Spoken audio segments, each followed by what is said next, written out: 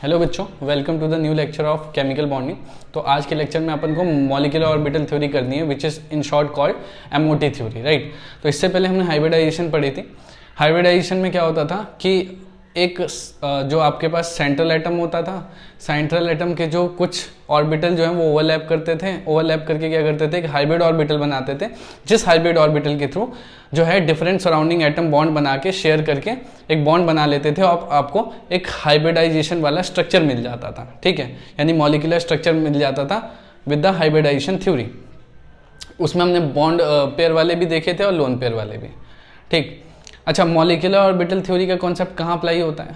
Molecular orbital का theory तब apply होता है जब कोई सेंट्रल एटम या सराउंडिंग एटम का कॉन्सेप्ट नहीं होता, जो कि मॉलिक्यूल्स में होता है। जैसे O2 का मॉलिक्यूल है, इस ऑक्सीजन में कौन सा सेंट्रल एटम है, O2 में कौन सा सराउंडिंग है, कोई सेंट्रल सराउंडिंग नहीं है। N2 में भी कोई सेंट्रल सराउंडिंग नहीं है। साइनाइड मॉलिक्यूल ले लो आप, इसमें भी कोई सेंट्रल और सराउंडिंग का कॉन्सेप्ट नहीं है, ठीक है। तो ऐसे मॉलिक्यूल जिनके अंदर सेंट्रल एटम और सराउंडिंग एटम का कोई कॉन्सेप्ट नहीं होता, ठीक है, दोनों इक्विवेलेंट माने जाते हैं, इसमें मॉलिक्यूलर ऑर्बिटल थ्योरी अप्लाई करते हैं। और भी कुछ रीज़न है जिस वजह से मॉलिक्यूलर ऑर्बिटल थ्योरी पढ़ते हैं, जैसे कि आपका कुछ चीज़ें जो हैं, कुछ नेचर, जैसे कि ऑक्सीजन जो है that is considered as a diamagnetic according to valence bond theory, ठीक है। वैलेंस बॉन्ड थ्योरी के हिसाब से O2 जो है, ऑक्सीजन जो है वो डायमैग्नेटिक होता है, but experimentally it was found that O2 is paramagnetic. So the paramagnetic nature of O2 is proven by the molecular orbital theory. So molecular orbital theory will give you accurate measurement for the magnetic character as well. तो इसकी importance उस वजह से भी है, ठीक है, ये बिल्कुल एक्यूरेट थ्योरी है। और इसके अलावा एक और थ्योरी आती है that is called crystal field theory, ठीक, CFT थ्योरी, जो कि आप क्लास +2 में पढ़ेंगे। वो आपको इससे भी बेहतर थ्योरी है, वो भी आपको मैग्नेटिक कैरेक्टर जो है या मैग्नेटिक नेचर बिल्कुल एक्यूरेट देता है, राइट। तो चलिए स्टार्ट करते हैं।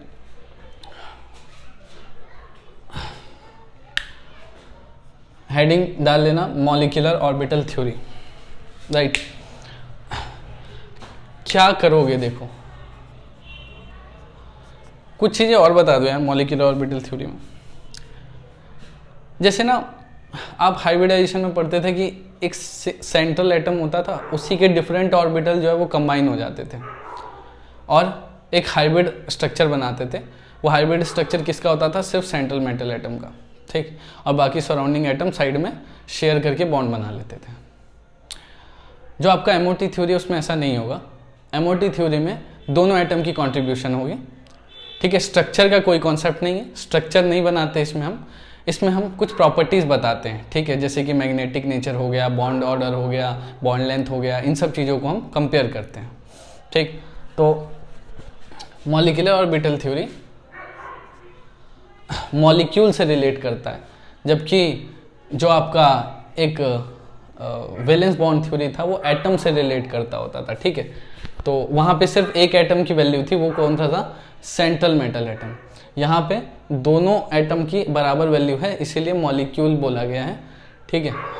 तो हम क्या कहेंगे, मॉलिक्यूलर ऑर्बिटल थ्योरी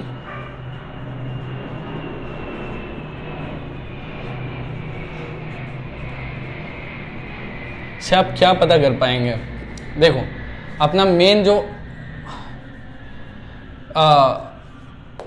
पर्पस है इसको करने का, जो एग्ज़ाम के पॉइंट ऑफ व्यू से इम्पॉर्टेंट है, कि आपको मॉलिक्यूलर ऑर्बिटल थ्योरी का डायग्राम आना चाहिए, एमओटी डायग्राम, राइट।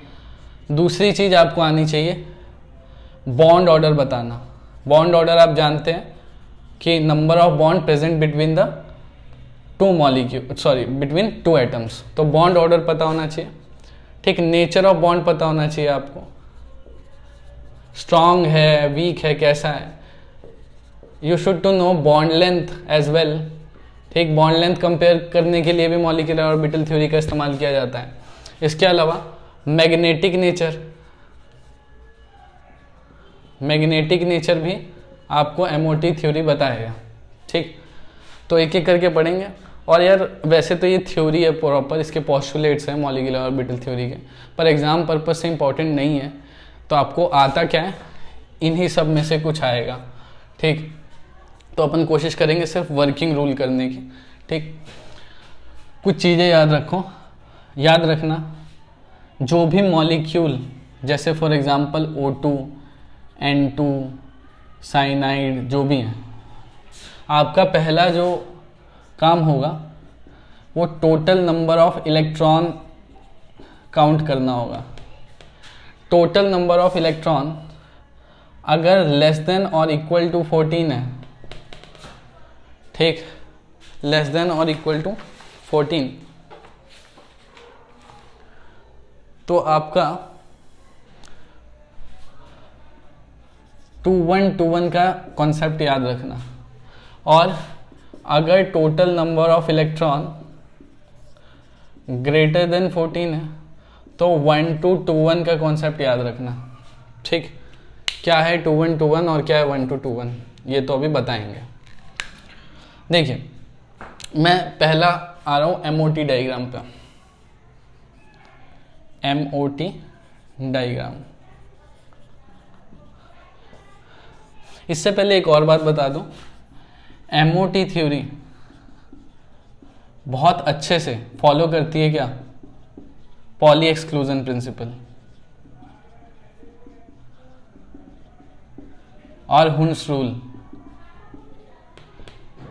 इसको अच्छे से फॉलो करती है। ठीक है, जो भी आप नॉर्मल कॉन्फ़िगरेशन में रूल अप्लाई करते हैं, सेम कॉन्फ़िगरेशन सेम जो है इस पे भी अप्लाई होता है सारे रूल MOT थ्योरी पे, राइट। तो MOT डायग्राम सबसे पहले, फॉर एग्जांपल मैंने एग्जांपल ले लिया O2 का, राइट। चलो पहले हम N2 का ले लेते हैं। N2 आपको साफ पता है कि 2 नाइट्रोजन है तो टोटल नंबर ऑफ इलेक्ट्रॉन कितने होंगे, total number of electron 7×2=14, right, 14 हो गया। अब 14 है, मतलब मैंने बताया कि टोटल नंबर ऑफ इलेक्ट्रॉन अगर इक्वल टू 14 है तो भी आप क्या अप्लाई करेंगे, 2-1-2-1 का रूल। पर चलिए, इतना आसान भी नहीं। नाइट्रोजन का पहले कॉन्फ़िगरेशन लिखो आप, 1s2, 2s2 और 2p(x1), 2p(y1) and 2p(z1), right. दूसरे नाइट्रोजन का भी सेम ही होगा, कुछ अलग तो होगा नहीं। ठीक, मॉलिक्यूलर ऑर्बिटल थ्योरी की एक खास बात है, इसमें हर एक जो ऑर्बिटल है वो पार्टिसिपेट करता है, जबकि आप बाकी थ्योरीज में देखेंगे तो उसमें सिर्फ वैलेंस शेल करते हैं। जैसे वैलेंस बॉन्ड थ्योरी में वैलेंस शेल पार्टिसिपेट कर रहे थे, जो आपका हाइब्रिडाइजेशन है उसमें भी ज़्यादातर आउटर शेल जो है वो पार्टिसिपेट करते थे बॉन्डिंग में। इसमें नहीं है, इसमें सारे ऑर्बिटल जो है वो पार्टिसिपेट करते हैं बॉन्डिंग में और उसे हम शो भी करते हैं। ठीक, जैसे चलिए अब मैं ना ऐसा करता हूँ, मुझे 2 नाइट्रोजन के बीच में बॉन्ड बनाना है, एक नाइट्रोजन को यहाँ, एक नाइट्रोजन को यहाँ रखता हूँ। ठीक, नाइट्रोजन के पास क्या है, पहले s ऑर्बिटल है, तो इसका s ऑर्बिटल, 2 मिनट रुकना, मैं लिख देता हूँ इसका भी, 1s2, 2s2, सेम ही लिखना है, कुछ अलग तो है नहीं, 2px, 2py and 2pz1, right. तो क्या होगा, पहले नाइट्रोजन का 1s2 और दूसरे नाइट्रोजन का 1s2 कंबाइन होंगे। कैसे होंगे देखो, ये पहला 1s पहले नाइट्रोजन का, ये दूसरे नाइट्रोजन का 1s, राइट। इन दोनों को मिलाकर 2 ऑर्बिटल बनेंगे, एक ऊपर इसकी एनर्जी हाई होगी,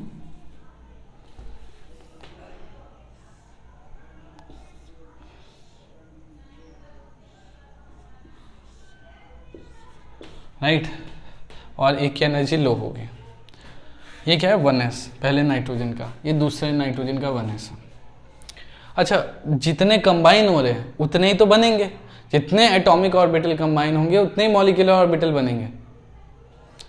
ठीक है, तो ये 2 एटॉमिक ऑर्बिटल कंबाइन हुए और ये 2 क्या बने आपके, मॉलिक्यूलर ऑर्बिटल, राइट, MO लिख दिया मैंने। उसके बाद ये जो ऊपर लिखा है, this is called anti bonding.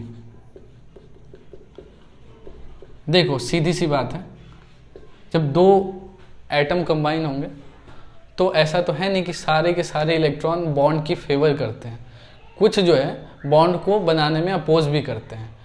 Bond मतलब force of attraction and force of repulsion दोनों ही होती हैं और उनका बैलेंस जो है वो बॉन्ड क्रिएट करता है, राइट।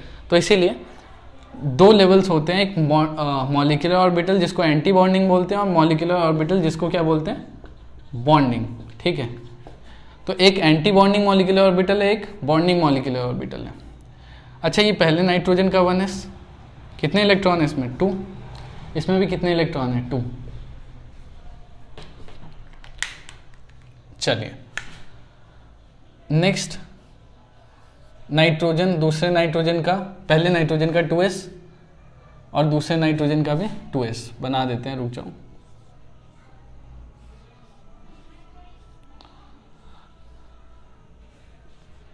ये रहा।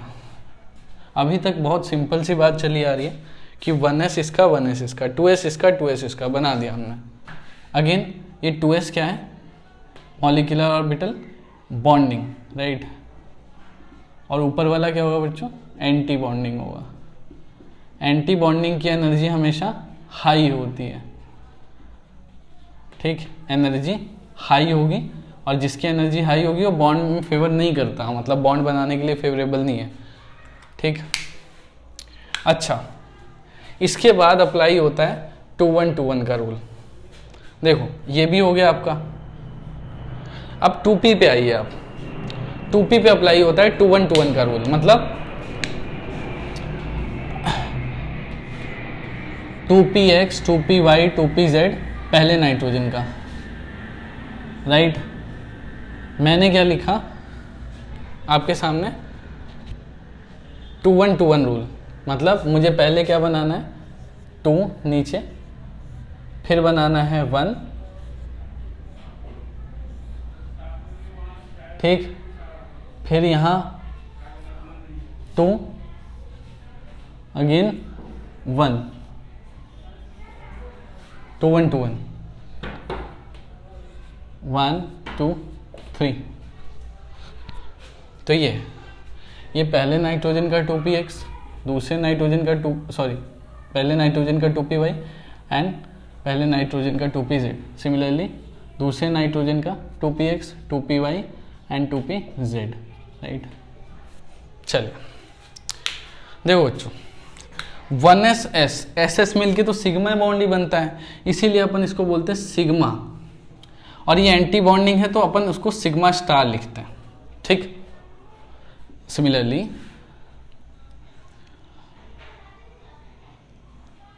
देखिए, अब हमारे पास ये है, तो इसमें क्या होगा, ये 2s सिग्मा बॉन्ड बनाएगा और ये क्या बनाएगा, सिग्मा स्टार, तो इसको आप क्या बोलेंगे, सिग्मा स्टार 2s। अच्छा चलिए, अब इसमें याद रखना, जो अकेला है वो 2pz है और 2pz सिग्मा बॉन्ड बनाता है, ये याद रखने वाली बात है आपके लिए। यहाँ अकेला है तो वो क्या होगा, सिग्मा स्टार 2pz, क्योंकि वो एंटी बॉन्डिंग है। ये क्या है, तीनों बॉन्डिंग है। जो नीचे है लोअर है वो बॉन्डिंग ऑर्बिटल है, बॉन्डिंग मॉलिक्यूलर ऑर्बिटल, ये दोनों ही। और ये क्या है, एंटी बॉन्डिंग मॉलिक्यूलर ऑर्बिटल, इसको क्या लिखोगे, सिग्मा स्टार 2pz। अब रह क्या गया, देखो ये रह गया सिग्मा 2px, इसको लिख लो सिग्मा 2py। 2px 2py तो हो गई, और सिग्मा क्योंकि ये बॉन्डिंग है, ठीक है। अरे सॉरी, ये पाई लिखो, ये पाई 2px पाई 2py। सिमिलरली यहाँ पे पाई 2px पाई स्टार डाल लो, और पाई थोड़ा रुक जाओ, स्पेस क्रिएट करें, pi star 2px pi star 2py, ये रहता है, ठीक। चलिए 2s में कितने इलेक्ट्रॉन थे, 2 थे, तो इधर भरिए इधर भरिए। 1s में भी कितने इलेक्ट्रॉन थे, 4 थे, तो पहले 1 2 फिर 3 4, पहले लोअर में 1 भरोगे, फिर उसको आप क्या करेंगे, ऑक्यूपाई करोगे, ठीक है, पेयर करोगे, उसके बाद फिर हायर में भरना शुरू करोगे। चलिए यहाँ पे क्या होगा, कितने इलेक्ट्रॉन है, 2px में 1, y में 2 3,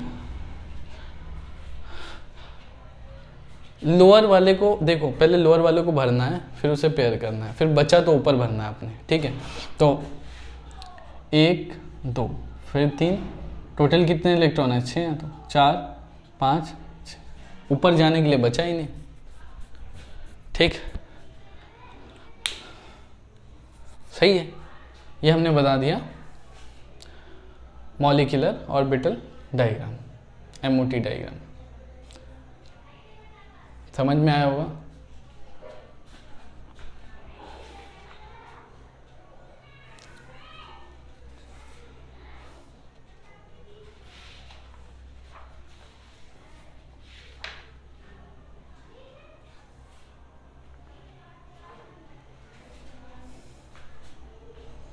क्लियर है कि नहीं? अच्छा, this is called molecular orbital diagram. अगर मेरे पास इंस्टेड ऑफ नाइट्रोजन ऑक्सीजन होता तब मैं क्या करता? नोट कर लो एक बारी, फिर बताता हूँ मैं।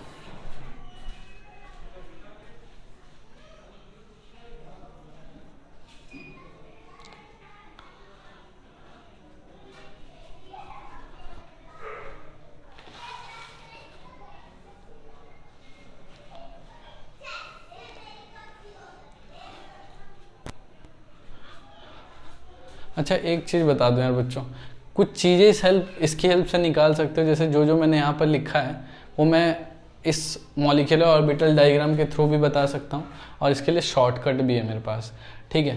पर चलिए पहले मैं इस मॉलिक्यूलर ऑर्बिटल डायग्राम के थ्रू आपको चीज़ें समझा दूँ।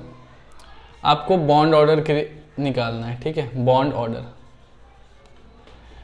ऑर्डर निकालने का फॉर्मूला होता है number of electron in bonding minus number of electron in anti bonding,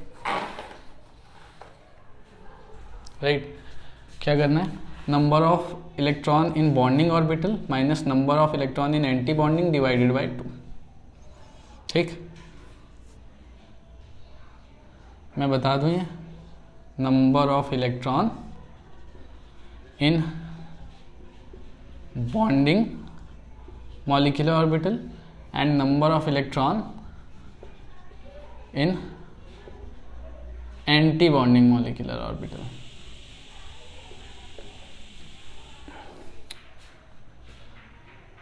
देखिए बॉन्डिंग में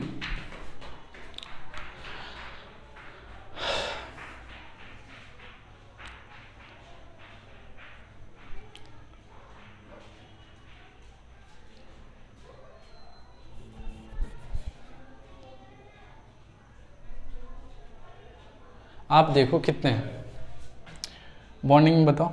ये बॉन्डिंग है 2, ये 2 4 और 2 6 2 8 2 10, तो बॉन्डिंग में कितने हैं? 10 है, राइट। एंटी बॉन्डिंग में कितने हैं? 2 2 4 और उधर तो है ही नहीं, तो कितने हो गए? 10 - 4 divided by 2, 10 - 4 is 6, 6 divide by 2 is 3। तो इसका मतलब आपको क्या पता चला कि नाइट्रोजन के बीच में बॉन्ड कैसा होता है? ट्रिपल बॉन्ड होता है। This is bond order, right. चलिए एक और चीज निकालना सिखा दें आपको, मैग्नेटिक नेचर। आप ये देखो कि क्या कोई अनपेयर्ड इलेक्ट्रॉन है? नहीं है। क्यों? क्योंकि देखो यहाँ पे लास्ट, मतलब इन सब में तो पेयर्ड ही है, और लास्ट वाले में तो आपको दिख ही रहा है सारा पेयर्ड है, तो कोई अनपेयर्ड इलेक्ट्रॉन नहीं है। तो याद रखना, अगर अनपेयर्ड इलेक्ट्रॉन नहीं है तो नेचर होता है डायामैग्नेटिक,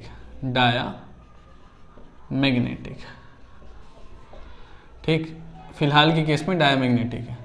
अगर अनपेयर्ड इलेक्ट्रॉन होता है, अनपेयर्ड इलेक्ट्रॉन है, तो पैरामैग्नेटिक। फिलहाल के किस सिनेरियो में ये पैरामैग्नेटिक नहीं है, ठीक।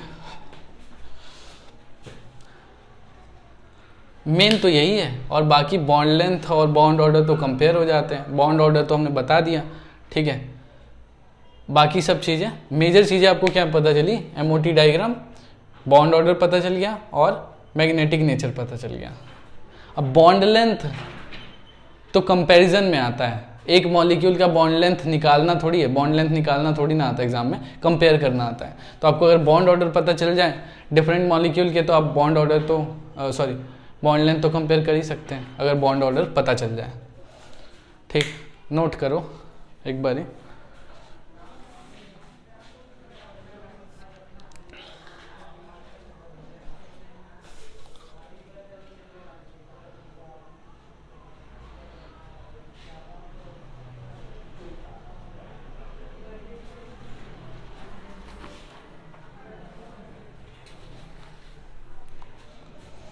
अच्छा, एक चीज और अभी बतानी चाहिए कि बाद में?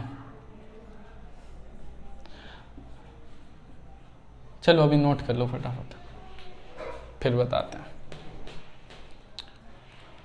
चलो पॉज करके करो, हो गया। अब कॉन्फ़िगरेशन भी कर सकते हो आप, कॉन्फ़िगरेशन भी कर सकते हैं। कॉन्फ़िगरेशन कैसे करोगे मॉलिक्यूलर ऑर्बिटल थ्योरी के? सबसे पहले आप देखो सिग्मा, ये सिग्मा कौन सा है? 1s है। ये सिग्मा कौन सा है? 1s, सिग्मा स्टार है ना, सिग्मा स्टार 1s बोल सकते हैं आप इसे। 2s है, कौन सा 2s है? सिग्मा वाला। और ये कितना है? Sigma star 2। तो ऐसे ही लिखते जाओ, जिस ऑर्डर में आपने भरे उसी ऑर्डर में लिख दो। सिग्मा 1s, ठीक, सिग्मा 1s 2, 2 इलेक्ट्रॉन भरे, फिर सिग्मा स्टार 1s2, फिर सिग्मा 2s2, फिर सिग्मा स्टार 2s2, फिर पाई वाले, तो पाई 2px, कितने? पाई 2px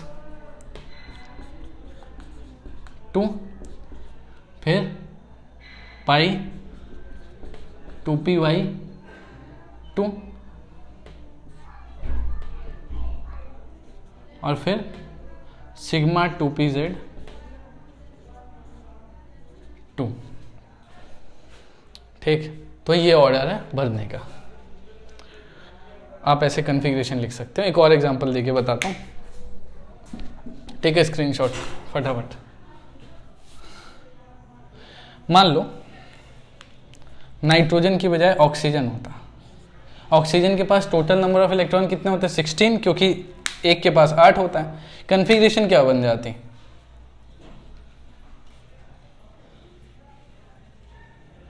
बताओ, नाइट्रोजन के बाद ऑक्सीजन, तो यहाँ 2px 1 की जगह 2px 2 आ जाता दोनों में। ठीक, देखो मैंने चेंज कर दिया, आप लोग कर लो। देखो अभी भी 1s में सेम है, 2s में भी सेम है, 2px में बढ़ गए हैं। कितने हुए हैं? 2 इलेक्ट्रॉन हो गए। तो यहाँ भी 2 और यहाँ भी 2 भर दीजिए। अच्छा, रूल चेंज हो गया। मैंने बोला था कि अगर टोटल नंबर ऑफ इलेक्ट्रॉन 14 से ज़्यादा हो जाए, ठीक, तब के केस में आपको क्या रूल फॉलो करना है? 1 to 2 1। 1 to 2 1 का मतलब है कि यहाँ 1 आएगा, यहाँ 1 आएगा 1, और यहाँ 2 आएगा। ये ना, बाकी सब कुछ सेम रखना है। और जो सिंगल है वो तो पक्का क्या है? सिग्मा 2pz है, और जो डबल है वो क्या है? पाई 2px पाई 2py। कहने का मतलब है कि जब भी 3 ऑर्बिटल कंबाइन हो रहे हैं, px py pz, तो उसमें से एक तो पक्का सिग्मा बॉन्ड बनाएगा, बाकी 2 पाई बॉन्ड बनाएंगे। यानी ट्रिपल बॉन्ड में हमेशा एक सिग्मा होता है, 2 पाई होते हैं। ठीक, तो पाई 2px पाई 2py। अब फिल कर दी, क्या करोगे? टोटल कितने इलेक्ट्रॉन हो गए? 2 3 4 4 4 8, तो 1 2 1 2 3 4 5 6, फिर 7 and 8, राइट। सब कुछ अब देखें, हो गया। मेरा तो हो गया, आप लोगों को टाइम लगेगा करने में। मेरा तो हो गया, मैंने उसी में चेंज कर दिया, मेरे लिए आसान था। अब देखिए, बॉन्ड ऑर्डर निकालिए। बॉन्ड ऑर्डर कैसे निकालेंगे? कितने इलेक्ट्रॉन हो गए? अभी 2 2 4, बॉन्डिंग में देखिए 2 4, उसके बाद 5 6 7 8 9 10, और बॉन्डिंग में अभी भी कितने हैं? 10 है। एंटी बॉन्डिंग में देखो बच्चों, 2 4 5 6, तो एंटी बॉन्डिंग में कितने हो गए, अब 6 हो गए, बढ़ गए, तो 10 - 6 डिवाइडेड बाई 2 यानी कितना आएगा, 2 आएगा। तो यानी कितने हो गए, 2, यानी ऑक्सीजन के बीच में कितना बॉन्ड होगा, 2 होगा, बॉन्ड ऑर्डर 2। ठीक, मैग्नेटिक नेचर देखो, आपको साफ दिख रहा है ऊपर वाले मॉलिक्यूलर ऑर्बिटल में 2 इलेक्ट्रॉन अनपेयर्ड है, तो अनपेयर्ड इलेक्ट्रॉन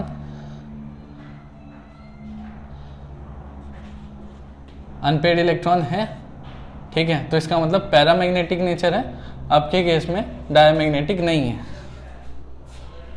ठीक, ऐसे पता करते हैं। आई होप समझ में आया होगा। नोट करो फटाफट।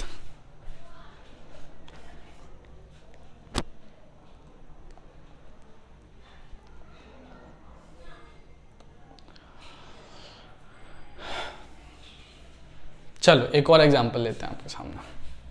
ये तो होमो एटम थे, मतलब नाइट्रोजन नाइट्रोजन, ऑक्सीजन ऑक्सीजन।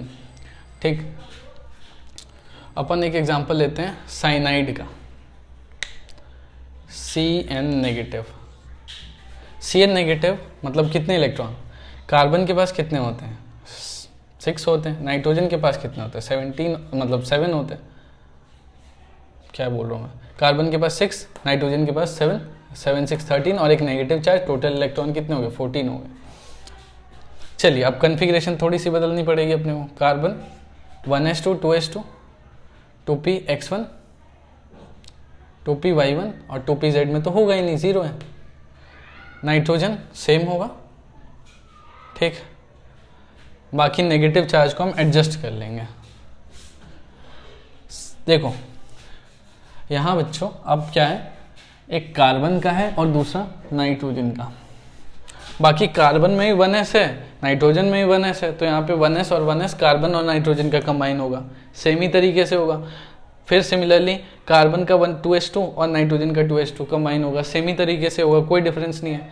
आगे आ जाओ 2px पे, तो इसके पास क्या है 2px में, इसमें 2p में कितने कार्बन में 2 इलेक्ट्रॉन है, तो यहाँ 2 इलेक्ट्रॉन डाल दो सिर्फ, 2pz खाली है। जबकि नाइट्रोजन में क्या है 2 3 4, यानी यहाँ पे 2 3 4, ठीक है।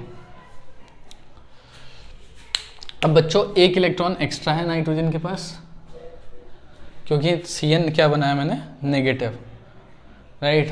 तो चलिए अब कितने इलेक्ट्रॉन हुए, 2 2 4 5 6 7, तो 2 2 4 5 6 हो गया। एक सेकेंड रुको,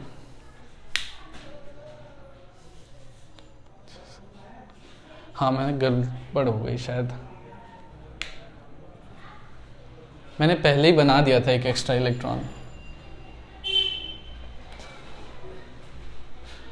हाँ,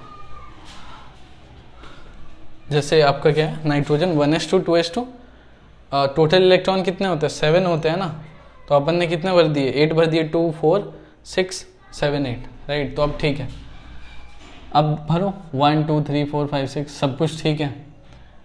कितने इलेक्ट्रॉन है आपके पास, 2 3 4 5 6, ठीक है, इसको हटा दो। टोटल इलेक्ट्रॉन तो अभी भी उतने ही है ना, 6 ही है, तो 6 तो मैंने फिल करे हुए हैं ऑलरेडी। तो अब देखो बॉन्ड ऑर्डर कितना होगा, अगेन काउंट कर लो, 2 4 6 8 10, तो 10 माइनस 2 4 6 डिवाइड बाई 2, अगेन 3 आ गया, यानी कार्बन और नाइट्रोजन के बीच में जो बॉन्ड है वो कितने हैं, 3 है, और साथ में क्या है, नेगेटिव साइन है। After having negative sign, carbon ने 3 बॉन्ड बना रखे हैं नाइट्रोजन के साथ, ठीक। अच्छा मैग्नेटिक कैरेक्टर आ जाओ, अनपेयर्ड इलेक्ट्रॉन दिख रहा है क्या, नहीं दिख रहा है, तो अनपेयर्ड इलेक्ट्रॉन नहीं है, नो अनपेयर्ड इलेक्ट्रॉन। तो अब की बार क्या है, डायमैग्नेटिक कैरेक्टर है, ठीक, अब की बार पैरामैग्नेटिक नहीं है। तो ऐसे ही है, ऐसे हम नेचर देखते हैं बॉन्ड का। कन्फिग्रेशन लिखनी हो लिख देना, कोई बड़ी बात तो है नहीं, कन्फिग्रेशन भी चेंज कर देते हैं। लो कन्फिग्रेशन कैसे लिखोगे, again sigma 1s2 sigma star 1s2, उसके बाद आ जाओ 2s, तो सिग्मा एक सीक्वेंस में लिखते हैं, 2 मिनट रुको, sigma 1s2 sigma star 1s2, फिर सिग्मा 2s2, फिर सिग्मा स्टार 2s2, फिर पाई पे आ जाओ, सॉरी सिग्मा पे आ जाओ, सिग्मा 2pz में 2, फिर पाई 2px में 2 एंड पाई 2py में 2। तो दिस इज योर कन्फिग्रेशन। वैसे तो मॉलिक्यूलर ऑर्बिटल थ्योरी ख़त्म है कि इसमें मतलब अब आपको सिर्फ बॉन्ड लेंथ और बॉन्ड ऑर्डर की कंपैरिजन करना है, अदरवाइज तो ख़त्म है। पर कुछ शॉर्ट ट्रिक भी है जिससे आप बॉन्ड ऑर्डर और बॉन्ड लेंथ को कंपेयर कर सकते हो, क्योंकि जेई के एग्जाम में इतना टाइम नहीं होगा मॉलिक्यूलर ऑर्बिटल डायग्राम बनाने का, उस टाइम पे आपको शॉर्टकट यूज़ करने पड़ते हैं और वो शॉर्टकट पढ़ेंगे, इसे नोट करो।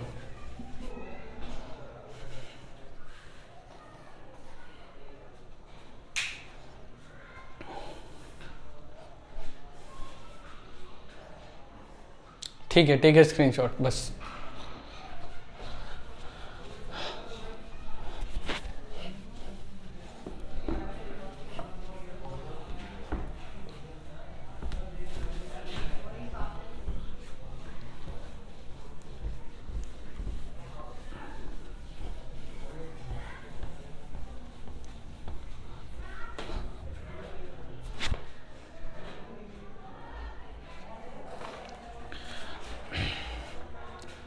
देखिए बॉन्ड ऑर्डर निकालने का, बॉन्ड ऑर्डर जो आप देख रहे थे ना, ऑक्सीजन के बीच में डबल होता है, नाइट्रोजन के बीच में ट्रिपल होता है, साइनाइड के बीच में भी ट्रिपल बॉन्ड होता है, उसको निकालने का शॉर्टकट भी है और ये ट्रिक है जेई के लिए सिर्फ, क्योंकि बोर्ड्स के पेपर में तो आपको प्रॉपर मॉलिक्यूलर ऑर्बिटल डायग्राम बनाना आएगा, फिर उसके थ्रू ही बॉन्ड ऑर्डर निकालना आता है बोर्ड के एग्जाम में। पर जेई और नीट जैसे एग्जाम में तो डायरेक्ट पूछ लेते हैं, तो उसके लिए पूरा मॉलिक्यूलर ऑर्बिटल डायग्राम कौन बनाए, शॉर्टकट याद करो। देखो एक साइड लिखिए नंबर ऑफ इलेक्ट्रॉन, ठीक, और यहाँ लिखिए बॉन्ड ऑर्डर, बॉन्ड ऑर्डर। अगर टोटल नंबर ऑफ इलेक्ट्रॉन 9 है, ठीक, तो बॉन्ड ऑर्डर होगा 0.5, फिर 10 है तो 0.5 बढ़ाते चलो 1, ठीक, 11 है तो 1.5, 12 है तो 2, फिर 13 है तो 2.5, 0.5 बढ़ाते चलिए, 14 है तो 3, और 14 के बाद घटाते चलो 2.5, 16 माइनस करते चलो 0.5 यानी 2, और 17 पे 1.5, 18 पे 1, ठीक, इसे याद करो तो मतलब ऑलमोस्ट 90% MCQ तो सॉल्व हो जाएंगे, ठीक, 90% हो जाते हैं इस केसेस से। अच्छा, ये तो बॉन्ड ऑर्डर का शॉर्टकट है। जैसे फॉर एग्जांपल हमारे जो है नंबर ऑफ इलेक्ट्रॉन्स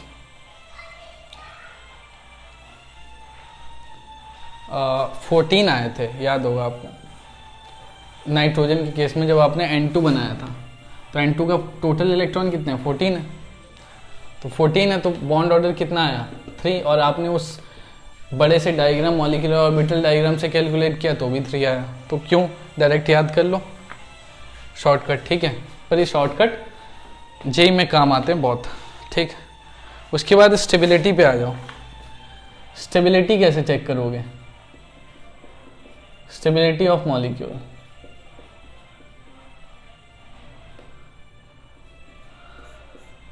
देखो कोई मॉलिक्यूल बना है तो वो स्टेबल ही होगा, अगर मतलब स्टेबल नहीं है तो बनता ही नहीं है, ठीक। तो सीधी सी बात है कि अगर तो आपका case 1 bond order greater than 0 है, मतलब 0 से कुछ भी ज़्यादा, तो आप मानेंगे कि मॉलिक्यूल स्टेबल है। ठीक, मॉलिक्यूल स्टेबल है,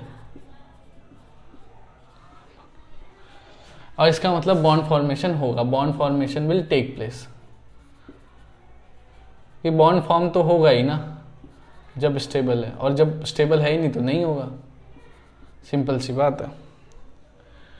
ठीक, अगर बॉन्ड ऑर्डर लेस देन और इक्वल टू 0 हुआ तो मॉलिक्यूल अनस्टेबल है, और तब के केस में आप बॉन्ड बनाना भूल जाओ, नहीं बनता, अनस्टेबल। आप हीलियम का डायग्राम बनाओगे ना, हीलियम 2 का, तो आपको पता चल जाएगा 0 आएगा, बॉन्ड ऑर्डर निकाल के देख लेना। ठीक, सीधी सी बात है। एक और केस ऐसे समझ लो कि अगर एंटी बॉन्डिंग में इलेक्ट्रॉन ज़्यादा है as compare to bonding, number of electron in anti bonding orbital is greater than bonding, तो भी मॉलिक्यूल अनस्टेबल है, बॉन्ड नहीं फॉर्म होगा, molecule unstable, bond will not going to form.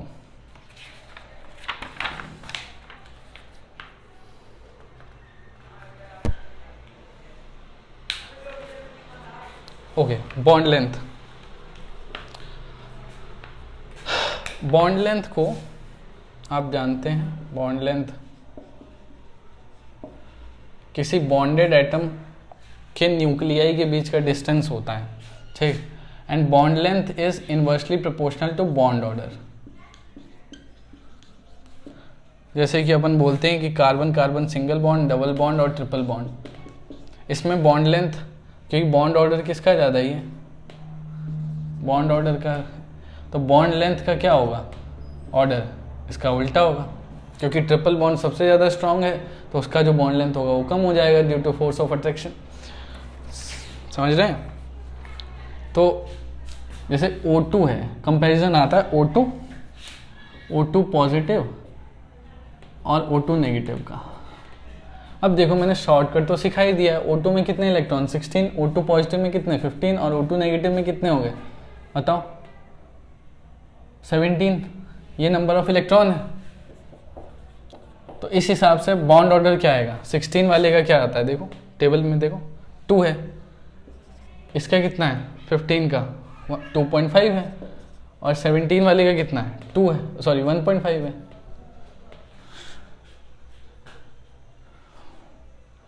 तो किसका ज़्यादा है, ओह 15 का कितना है 2.5।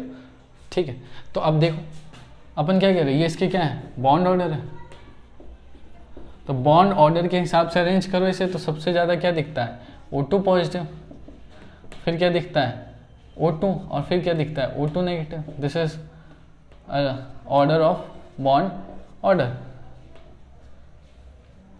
ये तो बॉन्ड लेंथ का ऑर्डर क्या होगा, इसका बिल्कुल अपोजिट, मतलब O2 नेगेटिव का सबसे ज़्यादा बॉन्ड लेंथ। ऐसे से कंपैरिजन पूछेंगे आपसे, आप बड़ा सिंपल है, आप कैलकुलेट कर ये याद रखो शॉर्टकट और डायरेक्ट बता दो, ज़रूरत नहीं है मॉलिक्यूलर ऑर्बिटल डायग्राम बनाने की, बहुत लेंदी हो जाएगा। ठीक, नीट के एग्ज़ाम में सिंपल अप्लाई करो, बोर्ड के पेपर में MOT डायग्राम बना के बताओ। Okay, magnetic nature.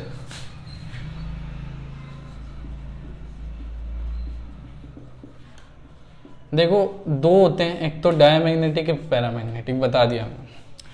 अगर तो अनपेड इलेक्ट्रॉन है तो फिर इसका मतलब क्या है पैरामैग्नेटिक है, अगर अनपेड इलेक्ट्रॉन नहीं है तो डायमैग्नेटिक है, सिंपल।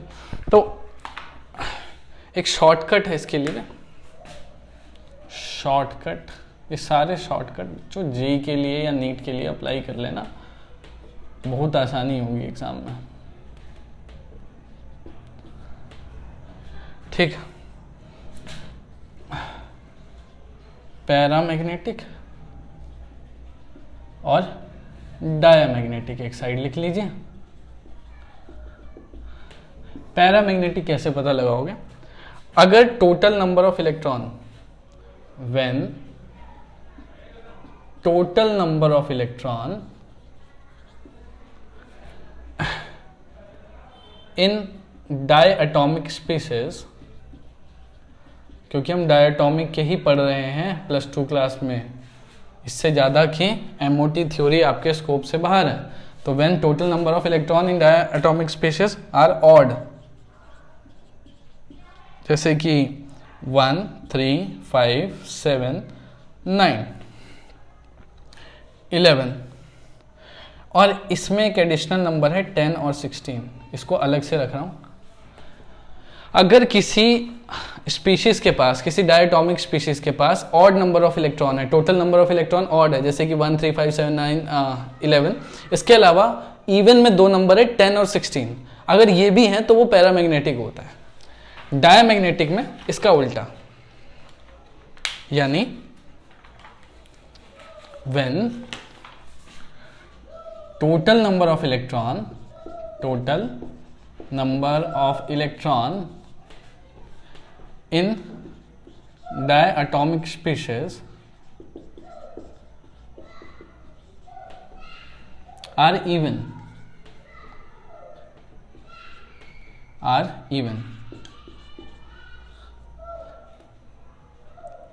except 10 और 16, क्योंकि 10 और 16 वाले तो पैरामैग्नेटिक होते हैं, तो 10, 16 को छोड़कर कोई भी odd number of even number of electron है डायटोमिक स्पीशीज के पास तो वो डायमैग्नेटिक होगा।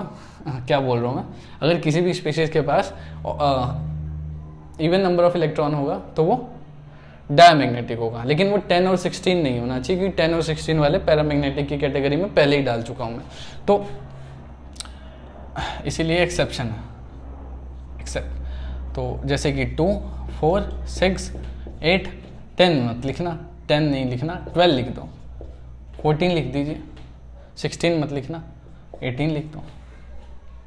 तो ये सारे इवन नंबर हैं, और ये सारे अगर इतने नंबर ऑफ इलेक्ट्रॉन हुए तो डायमैग्नेटिक स्पीशीज होगा। जैसे फॉर एग्जांपल, नोट करो पहले,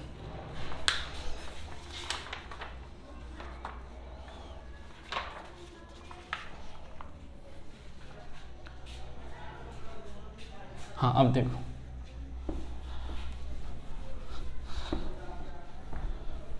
मैंने एक मॉलिक्यूल लिखा आपके सामने,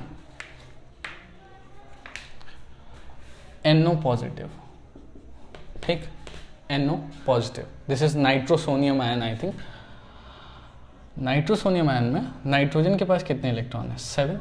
ऑक्सीजन के पास कितने हैं बच्चों? 8, और एक प्लस चार्ज है तो -1 कर लो। टोटल नंबर ऑफ इलेक्ट्रॉन कितने आ गए? Total number of electron 15 - 1 14। Okay right. Bond order क्या होगा बच्चों? बॉन्ड ऑर्डर मैंने बोला 14 है तो बॉन्ड ऑर्डर कितना होगा? 3। आप डेटा से डायरेक्ट लो, ठीक। उसके बाद आप आ जाते हैं मैग्नेटिक नेचर पे, राइट।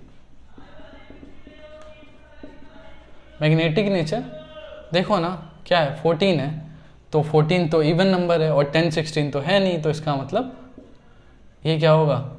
डायामैग्नेटिक होगा, डायामैग्नेटिक, सिंपल। और क्या पता कर सकते हो इससे? स्टेबिलिटी, बिल्कुल स्टेबल है ना, स्टेबल तो है ही, क्योंकि बॉन्ड ऑर्डर ग्रेटर देन 0 आया, बॉन्ड ऑर्डर ग्रेटर देन 0 आया तो स्टेबल है, राइट। तो ये सब चीजें आप पता लगा सकते हो नंबर ऑफ इलेक्ट्रॉन के काउंट से।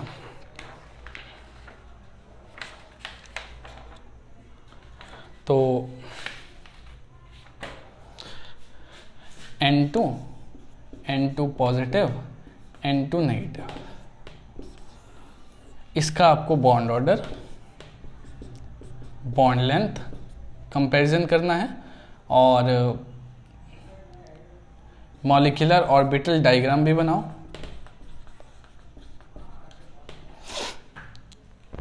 और मैग्नेटिक नेचर भी बताओ। ये आपका होमवर्क है, ठीक। तो आई होप आप लोगों को समझ में आ गया होगा मॉलिक्यूलर ऑर्बिटल थ्योरी इसलिए नहीं करवाई यार क्योंकि एग्जाम में आता ही नहीं, किसी भी एग्जाम में नहीं आता है, ठीक। और जितना आपको बताना था वो बता दिया मैंने कि जब क्या होंगे दो एटम के ऑर्बिटल, दो डिफरेंट एटम के ऑर्बिटल पास में आएंगे तो वो मॉलिक्यूलर ऑर्बिटल बनाते हैं, ठीक है। और इसमें हर ऑर्बिटल का पार्टिसिपेशन होता है बॉन्डिंग में। इंस्टेंट वैलेंस बॉन्ड थ्योरी या हाइब्रिडाइजेशन में सिर्फ वैलेंस बॉन्ड ही पार्टिसिपेट या वैलेंस शेल ही पार्टिसिपेट करते थे बॉन्डिंग के अंदर, ठीक है। तो आज के लेक्चर में इतना ही, और ये जो आपको दिया है ये करके रखना कि N2 पॉजिटिव N2 नेगेटिव, इसका मैग्नेटिक नेचर कंपेयर करो, बॉन्ड ऑर्डर बताओ, बॉन्ड लेंथ बताओ, मॉलिक्यूलर ऑर्बिटल डायग्राम भी ड्रॉ करो क्योंकि बोर्ड में पूछेंगे, ठीक। तो आज के लेक्चर में इतना ही। Thank you so much, bye bye.